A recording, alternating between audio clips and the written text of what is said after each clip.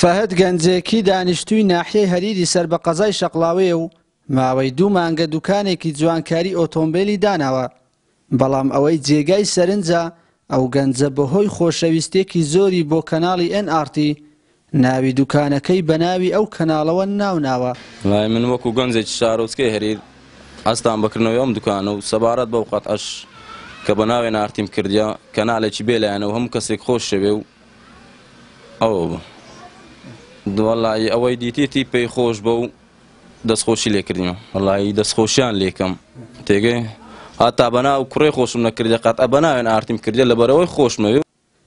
فەهد باس لەوە دەکات کە لە سەرەتادا ویستویەتی دوکانەکەی بە ناوی کوڕەکەیەوە ناو بنێت، بەڵام بەهۆی خۆشەویستی زۆری بۆ NRT بڕیاری داوە دوکانەکەی ناو بنێت NRT. کە ئەو دوکانە دروست کرا کە دانرا لە پێش 2 مانگەوە خەرکەکە زۆر ڕووی لێ کردیان. هەروەها ئەو گەنجە دەڵێت لە بیرۆکەیدایە لە ئایندەدا ئەگەر توانای مادی هەبێت و ڕێگای پێ بدرێت ئەوا دەتوانێت ناوی NRT وەک لۆگۆ لەسەر کوشتنی ئۆتۆمبیلەکان دابنێت. ئەحمەد شاب NRT ناحیەی هەریر.